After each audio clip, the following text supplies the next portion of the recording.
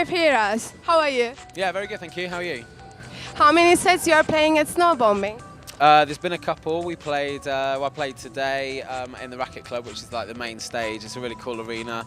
And then I also played in a car earlier, which was quite interesting. Like a car has a sound system in it, and yeah, it was just kind of blasting out over the street party. So that was fun. And then I played for my friend Guy Williams the other day at Paradise 45, which was fun. Played first set. So yeah, good times.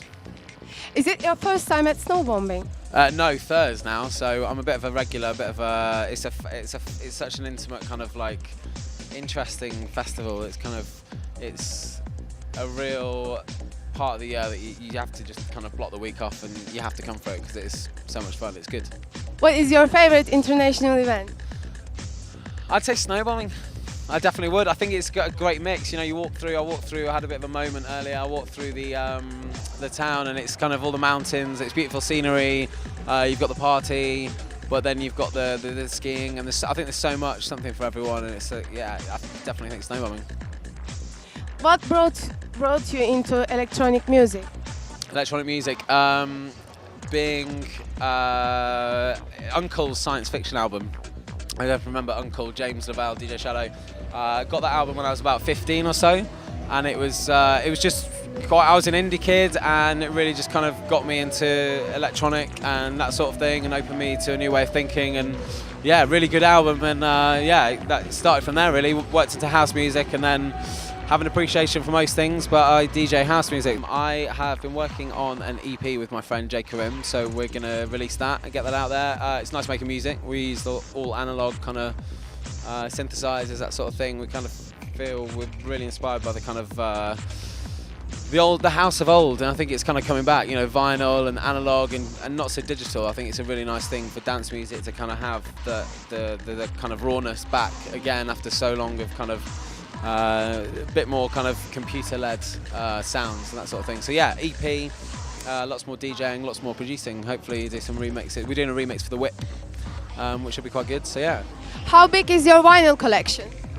It's all at my mum's house. So I've unfortunately, because of the space in my house, because I live in London, you don't get very much for your money. So it's a small space. So I started on vinyl, started on 1210s, but then I just kind of had to kind of put it to the back burner once I moved to London, just because it's the space and it's kind of having a DJ setup, let alone like 2 CDJs and two vinyls is kind of quite difficult. So perhaps when I move to the country, if I move in the next few years, I'll have a nice little room with my vinyl. But yeah, it's always nice to kind of dust off and go back to. But I think vinyl's very important, especially in house music. It's kind of one of those things. If it's not worth listening to, then you wouldn't press it. So yeah.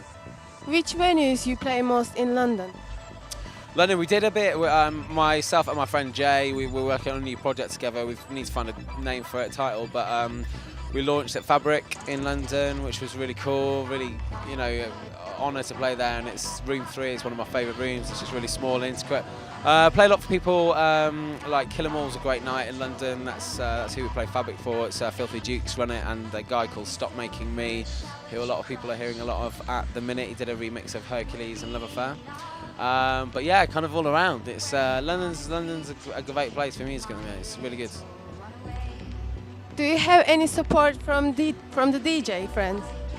Yeah, they help me. They give me gigs. I do. It's kind of one of those things. You kind of you help your. Can you give me any name? Any names? Well, I've been fortunate enough. I do a stage at Secret Garden Party, so it's the sort of thing. It's a really quaint, small little festival, and it's a really nice little festival. And it takes place in Cambridge in July in the UK. Last year we had Annie Mac. She came and did a set from Radio 1, and Todd T, who's here tonight at Snowbooming.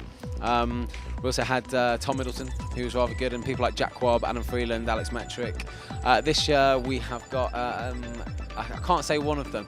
We've got a certain guy who's here who does a disco set, who's a dubstep DJ. I think you'll know, if you know your music, you probably know who I'm talking about. He's part of a group as well. But yeah, it's it's great. You kind of you help your friends and you kind of work together and stuff. So yeah. But I'd say my friend Jay, he was probably my biggest influence. Just kind of got me into DJing and yeah, worked it around. So. Do you have any new releases? Well, yeah, we've got this EP coming out, so it's like 3 tracks. What is the names? It's still very much a work in progress. We've finished the EP, but we need to think of a name for the act, and we've got 3 tracks. We're quite happy with it. It's kind of like about 125 BPM house. Again, all analog kind of synthesizers, that sort of thing. So quite raw feel. The feedback's been really good. So yeah, looking forward to probably come out. I'd say 3 months or so, 3-4 months. But we don't know at the moment. We've just finished it, so we've sent it to people for feedback. So. How do you decide about the names? The names, it's always a difficult one. Names are awful, aren't they? Just like thinking of a name for something. I did start a night years ago called Filthy Few, but that was through, it's always nice to have a story behind what you're doing, and kind of Filthy Few was the people that party the hardest and longest. So I did a live event in London for 4 years, and we had people like Florence the Machine and Later the Pier and Crystal Castles and Foals all kind of come and play. So that was. But I read that in a book, like when I was away and on a beach somewhere, and I kind of read about the Filthy Few, and I was like, that's quite interesting. So I stole that and used it. So yeah, it kind of comes when you think about it. It's hard to kind of come to a conclusion, I think.